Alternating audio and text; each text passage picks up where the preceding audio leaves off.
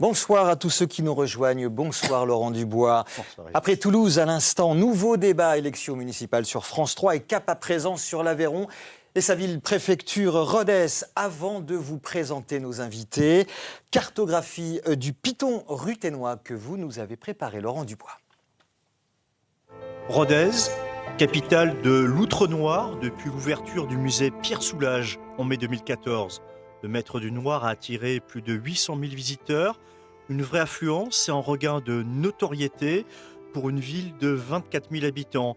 Une ville qui regagne quelques habitants après en avoir perdu jusqu'en 2017, une population dans la moyenne des autres villes d'Occitanie, majoritairement composée de seniors, 28%.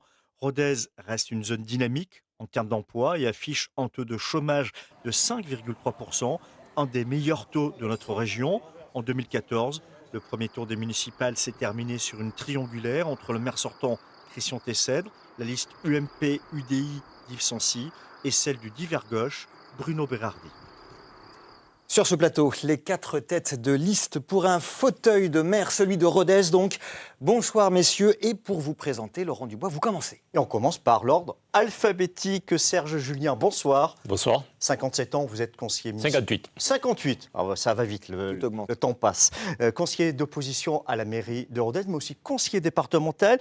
Vous conduisez la liste divers droite, Rodez, ensemble, autrement. En face de vous, bonsoir Mathieu Lebrun. Bonsoir. 53 ans, c'est bon cette fois-ci? C'est tout à fait ça. 53 ans, élu à la ville et à l'agglomération de Rodez depuis 2014. Votre liste divers gauche, Rodez, citoyen. Je continue. Jean-Philippe Murat, bonsoir. 51 ans, entrepreneur plutôt à droite sur l'échiquier politique, à la tête d'une liste divers intitulée Rodez, un projet de ville. Et puis vous, Christian Tessèdre, maire sortant élu depuis 2008, votre âge, 67 ans, je ne me trompe pas. Vous êtes aussi le président de l'agglomération de Rodez, ex-conseiller général et régional. Vous briguez un 3e mandat et conduisez une liste divers centres allant du PS à LR en passant par La République En Marche. Et votre liste s'intitule « Notre parti, c'est Rodez ». Allez, on entre dans le vif du débat et avec en premier sujet qui a animé la campagne, l'avenir de l'usine Bosch. Oui, l'inquiétude même de ses salariés, ceux qui travaillent chez la Bosch, un équipementier automobile confronté à la crise du diesel, sa spécialité, 1400 salariés sans compter les emplois induits, un des poumons économiques de l'Aveyron. Quel avenir pour la Bosch? Messieurs, êtes-vous inquiets? Un tirage au sort vous a désigné Serge Julien pour répondre le premier. Oui, c'est incontestablement un des sujets majeurs qui a occupé cette campagne. L'usine Bosch, vous l'avez dit, c'est un poumon économique, le poumon économique du département. Ça va bien au-delà du simple territoire premier employeur. Entreprise privée Oui. De l'Aveyron. Donc Bosch a énormément apporté au cours de ces années d'existence au territoire et au territoire ruthénois. Aujourd'hui, les difficultés sont là et les élus se doivent à leur tour d'apporter leur aide à l'entreprise. C'est encore redressable la situation? C'est encore possible de sauver Bosch? C'est un devoir, en tout cas, d'essayer. Les élus et le maire, puisqu'on parle aujourd'hui de l'élection municipale, a le devoir de se battre aux côtés des salariés, en solidarité avec les salariés, de façon à affronter ces difficultés. Ceux qui aujourd'hui ont tiré un trait sur Bosch, sur l'avenir de Bosch et sont passés à autre chose. Vous visez peut-être Jean-Philippe Murat qui déjà parle de l'après-Bosch. Entre autres, on choisit la facilité. Pour autant, il ne faut pas être naïf, et l'on sait que les décisions appartiennent à la direction de l'entreprise, qui est une entreprise privée, mais les élus se doivent de façon consensuelle et unitaire, se doivent d'intervenir. Est-ce qu'il a fait le job? Alors, il y a participé avec d'autres élus, il en parlera mieux que moi, mais notamment sur un point essentiel pour l'avenir de l'usine, c'est obtenir le classement des dernières technologies diesel en CRIT 1, et ça c'est une décision de l'État français, donc celle sur laquelle nous pouvons agir. Vous tendez la perche à Christian Tessèdre, il va la saisir évidemment. Alors, ce dossier Bosch, qu'est-ce que vous avez fait? Votre bilan? Mon bilan, c'est aujourd'hui, j'ai fait venir 2 présidents de la République déjà pour les sensibiliser à l'avenir de Bosch, le président Hollande et le président Macron.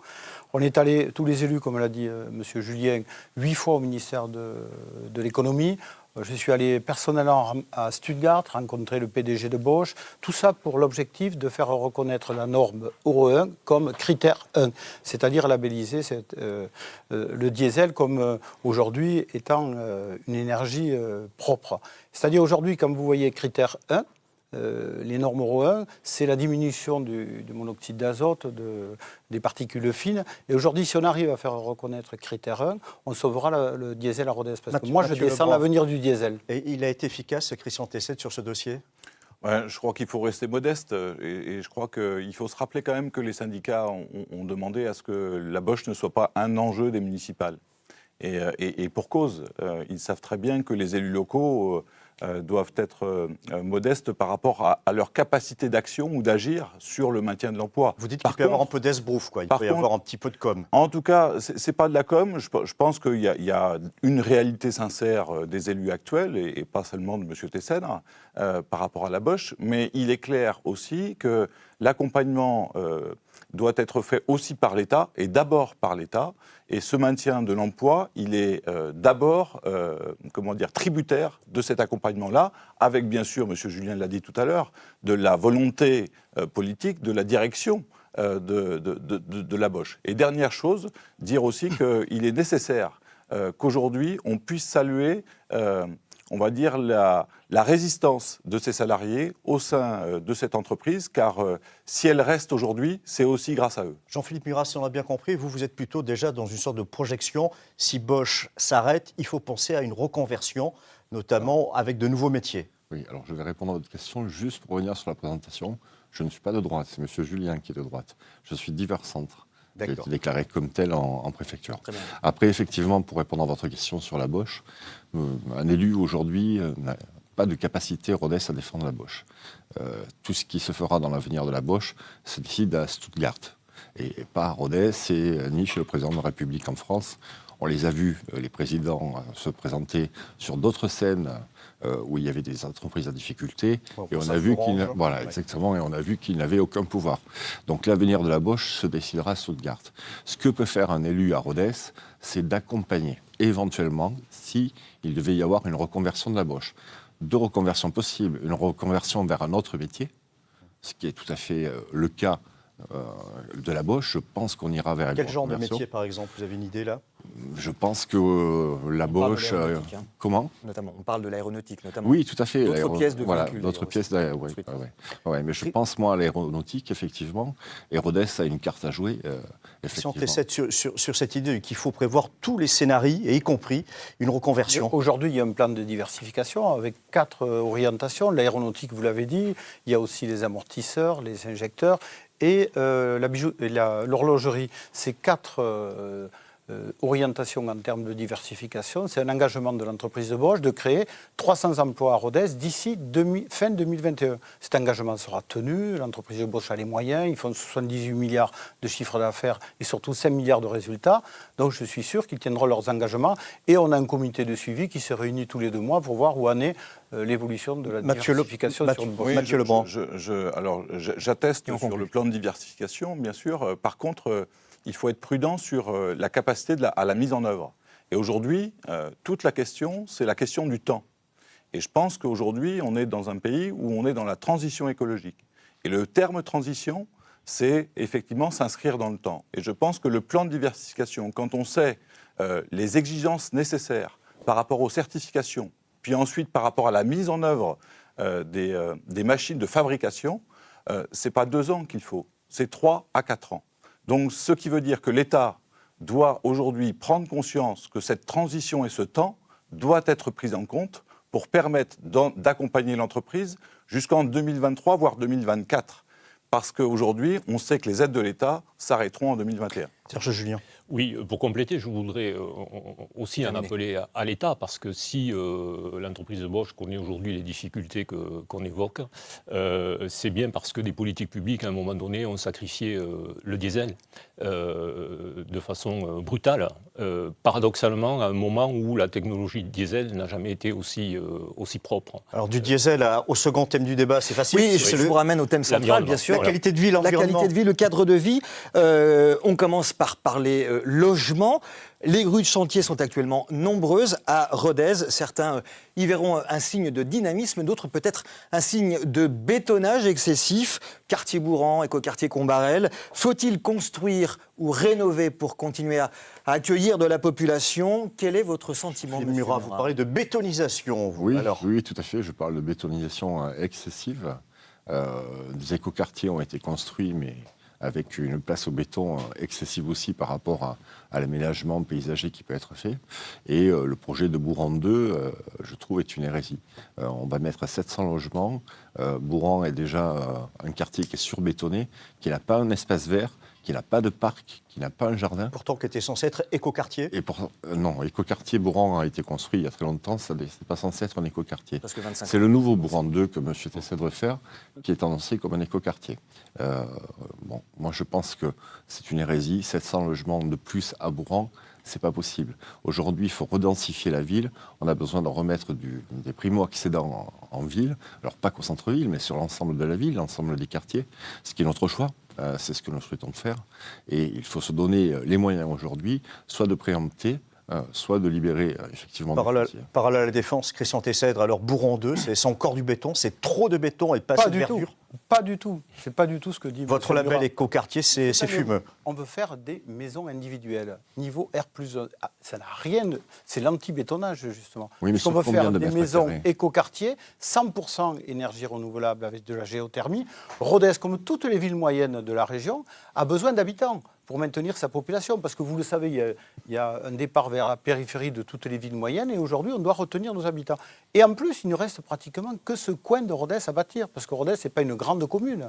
Et ces 700 logements, je les avais déjà dans le programme en 2014 et en 2018. Ils se feront dans les 5 ou 10 ans qui viennent. C'est rien du tout. Et après, Rodez n'aura plus de surface constructible. Donc, mais ce n'est pas du tout du bétonnage, c'est le contraire du bétonnage. Ça permet à des gens d'accéder à la propriété. C'est ce que veulent les gens aujourd'hui. Mais c'est ce que veulent les gens aujourd'hui. Sinon, ils partent habiter à 20 ou 30 km parce qu'ils trouvent des terrains pas chers et Rodez se videra naturellement. Donc, c'est indispensable de faire cette extension de Rodez. Il n'y a pas le choix. Et surtout de les faire avec une notion d'écoquartier, énergie renouvelable. 100%. Vous aurez il n'y a pas le choix. maisons les uns sur les autres. Je crois que si on est résolument engagé dans l'écologie, on comprend et on doit écouter les experts, tous les experts, par rapport notamment aux questions du dérèglement climatique, qui préconisent qu'il y ait des ceintures vertes autour des villes. Pas que des grandes villes, aussi des villes moyennes.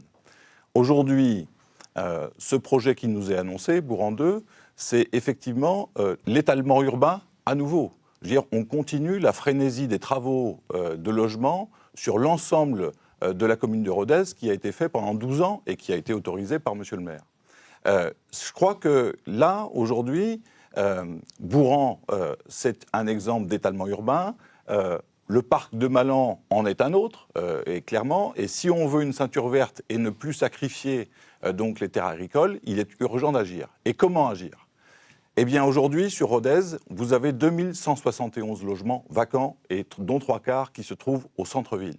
Donc aujourd'hui, il y a une politique de l'habitat à réfléchir sur Rodez qui permettent d'engager un grand plan de rénovation thermique et de rénovation de l'habitat ancien pour permettre justement de faire revenir des familles qui partent malheureusement de Rodez. Vous voulez justement réhabiliter le bâti, et notamment avec des aides. Donc ça va dans le même sens. Oui, le constat est le même. Donc, alors, c'est vrai que Rodez, comme toute ville, ne doit pas rester figée, bien entendu, et notamment au plan de l'urbanisme. Mais je reste inquiet sur les annonces faites par M. Tessèdre au vu des réalisations qui ont été les siennes sur ces dernières années.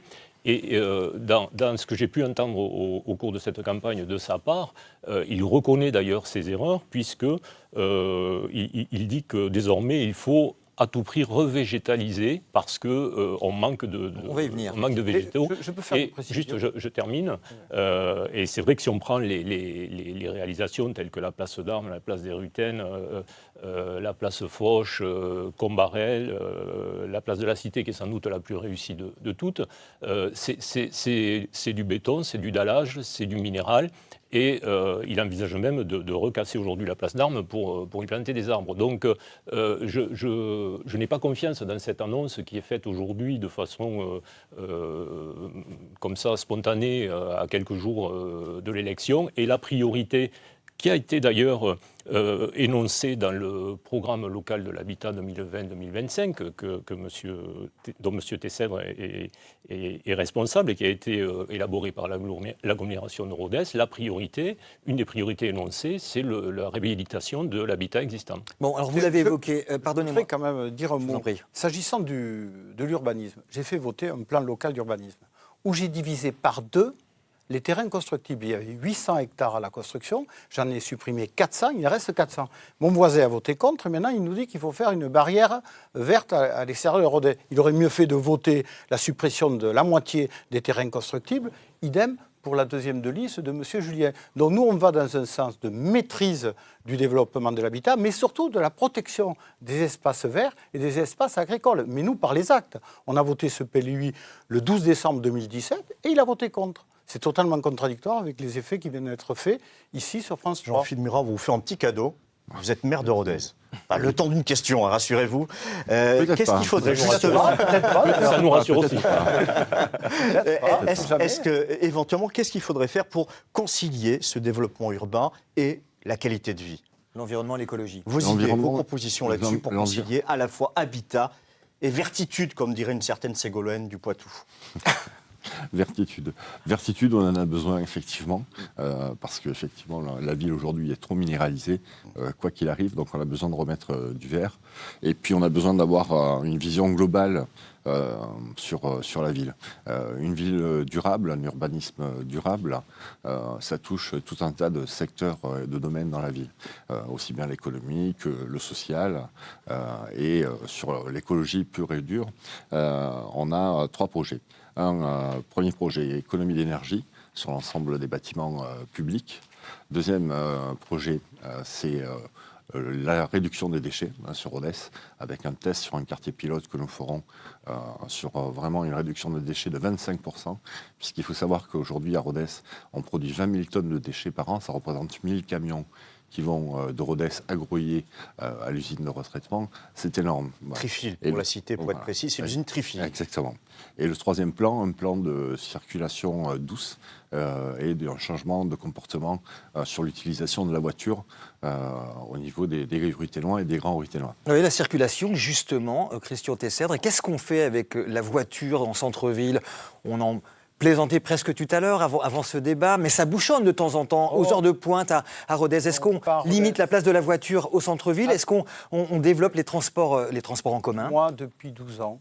Et la gratuité des transports en commun? Alors attendez, d'abord, j'ai passé le prix du ticket de bus de 1 euro à 30 centimes d'euros, 70% de baisse. On a doublé la fréquentation depuis que je suis maire. On avait 900 000 passagers, on en a 2 millions aujourd'hui. Et demain, on s'oriente vers la gratuité, tout en sachant que la vraie gratuité n'existe pas, puisque c'est le contribuable qui payera. Mais on a piétonnisé surtout. C'est-à-dire, on vient de, tout à l'heure, M. Julien le disait, on vient de refaire la place à la Cité. Ce sera la première place de Rodez, totalement piétonne, où vous aurez 7 ou 8 terrasses avec de belles terrasses, où vous aurez les enfants qui pourront jouer et courir. C'est le centre de demain. Et moi, je mettrai en plus renforcement des bus, densification du réseau, et je mettrai en place des vélos électriques gratuits des 4 coins de Rodez pour aller en centre-ville, qui est un piéton, c'est pas si facile. Mais il n'y a pas de grosses difficultés de déplacement dans Rodez. Rien à voir avec Toulouse, encore moins avec... Mathieu Lebrun, sur le déplacement doux, quelles sont vos propositions et surtout quel est le bilan du maire sortant? Juste, il faut quand même rappeler une réalité et un constat. C'est que 70% des personnes qui habitent Rodez travaillent à Rodez. Donc il est clair que, et pour faire le lien avec votre question sur les mobilités douces, je crois qu'il est clair que la culture du vélo, la culture de la marche doit commencer à Rodez et le plus tôt possible. Pour ce faire, il faut que les aménagements des infrastructures le permettent. Il faut que les entreprises soient sensibilisées aussi à cette nouvelle culture. Parce que prendre son vélo pour aller au travail, effectivement, c'est aussi important que les entreprises aménagent des espaces au sein de l'entreprise pour permettre aux usagers de prendre le vélo ou de marcher. Ça, c'est un élément qui est important.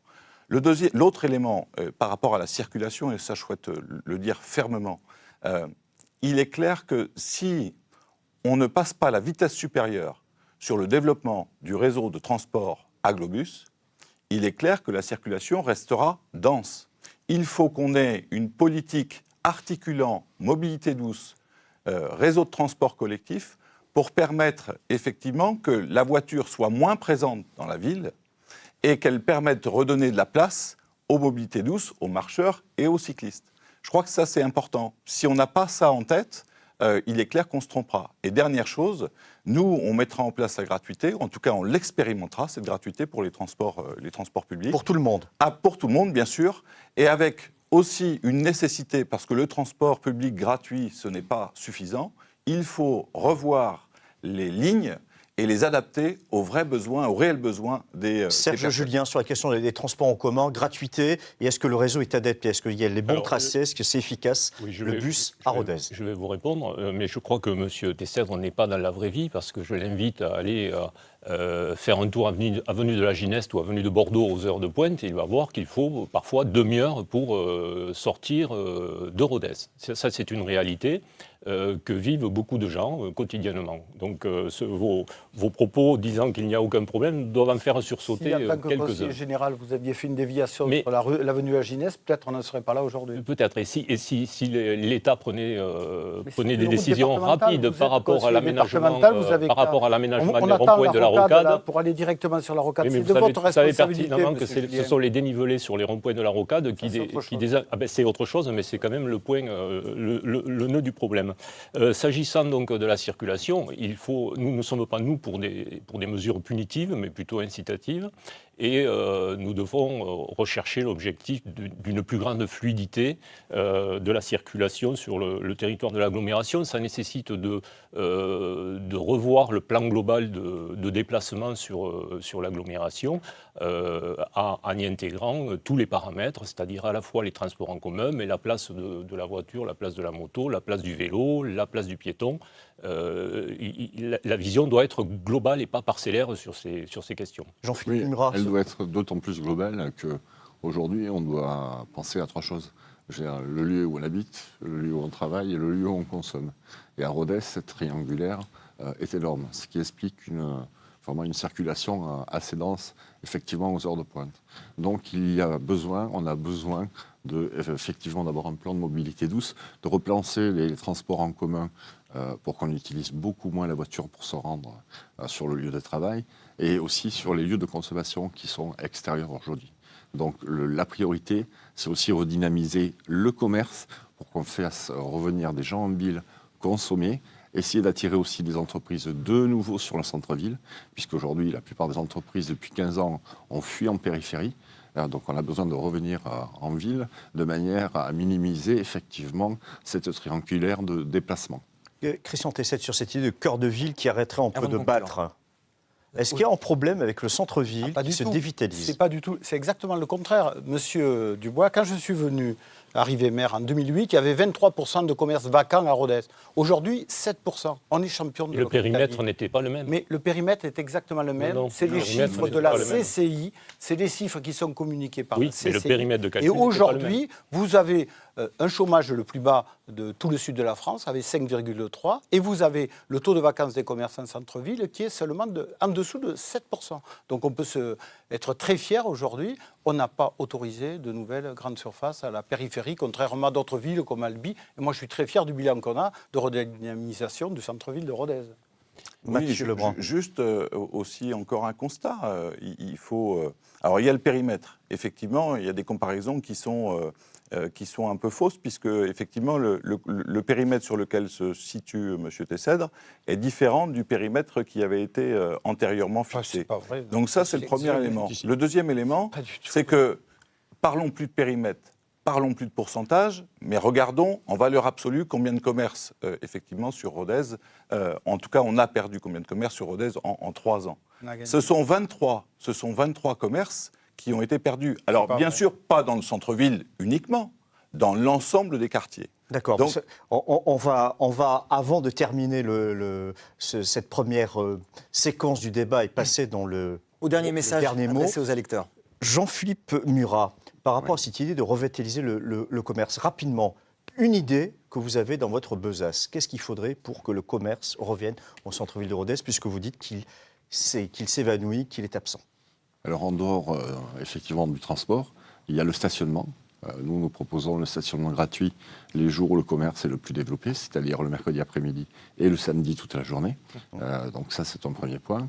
C'est malheureusement le seul, parce qu'on n'a plus le temps. Navré. Mais c'est une proposition claire. On va passer maintenant merci à vous quatre messieurs de nous avoir... il est déjà gratuit le samedi après-midi. Merci à vous quatre messieurs de nous avoir livré vos propositions. On arrive donc au terme de ce débat, de ce premier chapitre. On en ouvre un autre pour vous entendre délivrer votre dernier message aux électeurs ruthénoises et ruthénois. Alors Christian Tessèdre, le tirage au sort vous a désigné pour être le premier à délivrer ce message aux ruthénois et ruthénoises. D'abord, remercier mes collègues pour ce débat qui a été très serein et respectueux. Dire que je suis fier d'être maire d'une commune classée première en France des villes moyennes où il fait bon vivre. On est classé première, Rodez. On est classé premier aussi de toutes les communes, toutes strates, villes moyennes devant Biarritz quand même. Et des villes de l'Occitanie devant Toulouse. Donc quand vous en êtes là, vous êtes fier d'être maire. Je veux dire qu'être maire, c'est d'abord s'occuper de tout le monde, des plus fragiles au développement économique. Tous les jours, il faut avoir une pensée pour les crèches, où on a plus de 300 petits, de le monde scolaire, où on a 12 000 scolaires à Rodez. Il faut s'occuper des crèches, des EHPAD tous les matins. Il faut s'occuper de l'hôpital, vous êtes président. Il vous reste 10 secondes. Il faut s'occuper aussi du développement économique, des entreprises, des commerces. Il faut être présent 24 heures sur 24. Merci Serge Julien. Oui, les enjeux de ce scrutin sont importants, environnementaux, sociétaux, économiques, politiques bien sûr aussi. Nous avons eu l'occasion de décliner ces thèmes tout au long de la campagne. En ce qui me concerne, je suis heureux d'être à la tête de la liste Rodez Ensemble Autrement, constituée de jeunes qui défendent les valeurs de la droite et du centre droit. Et nous voyons bien au terme de cette campagne que nous arrivons à la fin d'un cycle et que le temps du renouveau est arrivé et que nous nous inscrivons dans cet objectif. Mathieu Lebrun. Alors, moi je dirais que faire respirer enfin la démocratie à Rodez, il serait temps. Renouer la confiance entre les habitants, les élus, réenchanter la démocratie représentative, je crois que c'est indispensable. Et le projet que nous avons construit avec les habitants, ce n'est pas une addition de 120 mesures complètement ficelées, c'est une vision globale de la ville cohérente. Notre projet ne se réduit pas à l'embellissement de notre ville, ce sont des propositions à partir desquelles nous construirons avec les habitants, les acteurs économiques et les acteurs sociaux, afin que les projets soient réalisés au plus près des besoins. Et notre projet, il s'engagera enfin résolument dans la transition écologique pour une ville verte qui respire et qui fasse de la solidarité. Merci beaucoup. Jean-Philippe Murat. Rodez, un projet de ville, c'est notre projet, c'est notre programme. 24 mesures, 4 thématiques qu'on a définies très clairement. C'est une vision globale sur la ville, sur l'agglomération, pour faire face aux transitions que le prochain mandat le prochain maire aura effectivement à faire face. Donc voilà, et ces 24 mesures et ces 4 thématiques, nous les avons co-construits effectivement avec les habitants via une politique de quartier sur laquelle nous avons enquêté et sur laquelle nous allons mettre en place ces comités de quartier interactifs pour co-construire la ville de demain. Merci à vous quatre d'avoir accepté de débattre. Merci à vous aussi de nous avoir suivis. Retrouvez tous nos débats sur france3occitanie.fr. Continuez à suivre cette campagne dans nos journaux régionaux et puis bien sûr retrouvez-nous dimanche pour une soirée municipale exceptionnelle. Toute notre rédaction se mobilise à la fois sur l'antenne et sur le web pour vous livrer dès 20h les premiers résultats, les premières réactions bien sûr et les premières analyses au soir donc du premier tour des élections municipales 2020. Bonsoir. Laurent Dubois. Bonne soirée. Très bonne soirée sur France 3.